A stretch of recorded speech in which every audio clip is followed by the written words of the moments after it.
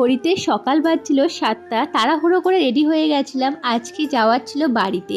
তো একটু দরকার ছিল অবশ্য। তো দাদু ভাইয়ের কাছে আদর খেয়ে মিঠি যখন বাড়িতে আসছিল, ঘুরে ঘুরে শুধু দেখছিল নিজের বাড়িতে আসা মাত্রই মিঠি দুষ্টুমি শুরু হয়ে গেছিলো, একদম এখানটা দুষ্টুমি করছিল। তারপরে আমরা একটুখানি রেডি হয়ে গেছিলাম, কারণ এখান থেকে যাওয়ার ছিল আরেকটা নিমন্ত্রণ বাড়িতে। আসলে যেই বাড়িটা যাওয়ার ছিল সেই বাড়িটায় ওখানে গিয়ে আর কোনো রকম ব্লগ করার ইচ্ছা নেই।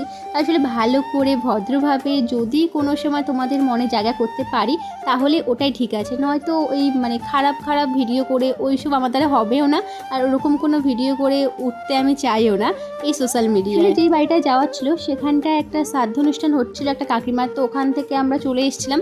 তারপরে ওখান থেকে আসার পরে মিঠি ও ঠাম্মি আর বাবার সঙ্গে কতক্ষণ খেলা করলো, তারপর ওখান থেকে আবার আমরা কৃষ্ণনগরে চলে এসেছিলাম। সোশ্যাল মিডিয়ার জায়গায় নেই, মানুষ যে যেমনভাবে পাচ্ছে ভিডিও করছে, আর এমন এমন জায়গায় গিয়ে ভিডিও করছে, ভাবেও না যে সেই জায়গায় গিয়ে আসলেও কোনো ব্লগ করা যায় কিনা। তো এরকম করে হয়তো উঠতে পারছে সোশ্যাল মিডিয়ায়, কিন্তু আমি ওরকম করে কোনো রকম ভিডিও করতে চাইও না, আর চাইও না যে ওরকম করে উঠতে। যদি ভালোভাবে পারি হয়তো হবে, না হয়তো নয়।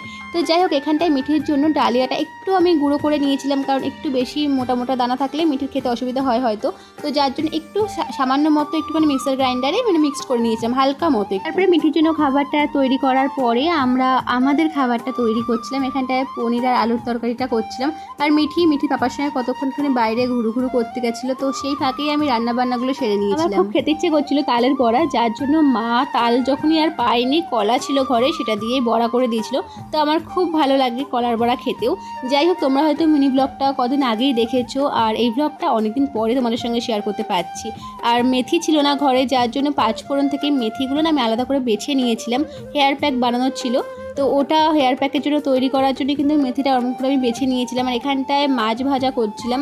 তো এটা কই মাছ ছিল না তেলাপিয়া মাছ ছিল আমি ঠিক বলতে পারবো না, যেহেতু অনেকদিন আগে এটা ভিডিও করা।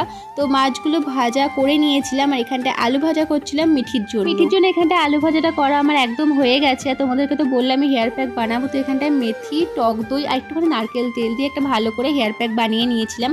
তো এটা একটু অ্যাপ্লাই করব মাথায়, আর ভীষণ ভালো রেজাল্ট ছিল। তোমরা চাইলে একটু ইউজ করে দেখতেই পারো, হেয়ার ফল কমে যায়। তো যাই হোক, এখানটা আকাশটাও দেখো ভীষণভাবে মেঘলা করা শুরু করে দিয়েছিল। বাবা চলে গেছে তাই জন্য কান্না। বাবা আসবে। মিঠির পাপা আর আমি মিলে চলে গেছিলাম গুড়িয়াদের বাড়িতে। এখানটায় এসে একটু খেলাধুলো করছিল মিঠি ও দিদিভাইয়ের সঙ্গে। তারপর এখান থেকে আমরা ওই 9টার দিকে কিন্তু বাড়িতে চলে যাচ্ছিলাম। আর আমাদের বাড়ি থেকে গুড়িয়াদের বাড়ি একটুখানি, তো যার জন্য আমরা চলে এসেছিলাম বাড়িতে রাত্রে 9টার দিকে চলে এসেছিলাম। আর ওখানে থেকেই না আমার বর্মশাই অর্ডার করে দিয়েছিল চিকেন বিরিয়ানি আর মটন বিরিয়ানি। মটন যেহেতু আমি খাই না, তো মটন বিরিয়ানিটা ছিল গুড়িয়াদের জন্য আর আমার বর্মশাইয়ের জন্য, আর আমার জন্য চিকেন বিরিয়ানি অর্ডার করা হয়েছিল। পরের দিন সকালবেলার দিকটাতে পার্শে মাছ নিয়ে এসেছিল মা বাজার থেকে। আর এটাকে কি মাছ বলে যেন, হ্যাঁ পাবদা মাছ বলে। তো সেই মাছগুলো আমি তরকারি করে নিয়েছিলাম। পার্শে মাছে ভাবছিলাম সর্ষে দিয়ে আমি ঝাল করব, কিন্তু ঘরে ছিল না সর্ষে, যার জন্য অমন করে আলু দিয়ে ঝোল করেছিলাম, ভীষণ ভালো হয়েছিল কিন্তু। তো তারপরে বিকেলবেলা দিকটাতে আবার আমরা চলে গেছিলাম বান্টিদের বাড়িতে। আজকে বান্টিদের জন্মদিন আছে, তো তার জন্য কেক টেক কিনে আমরা একেবারে বান্টিদের বাড়িতে চলে গেছিলাম। না মিঠি ভীষণই ভালোবাসে, ওর বড় পুপি অবশ্যই ওর জন্য একটা সানগ্লাস কিনে পাঠিয়েছে। তোমরা হয়তো মিনি ব্লগগুলোর মধ্যে দেখে নিয়েছো মিঠি সানগ্লাসটা। তো একদমই কিন্তু খুলতে চায় না, ও যখন বাইকে ওঠে তখন এই সানগ্লাসটা ওকে পরানো হয়।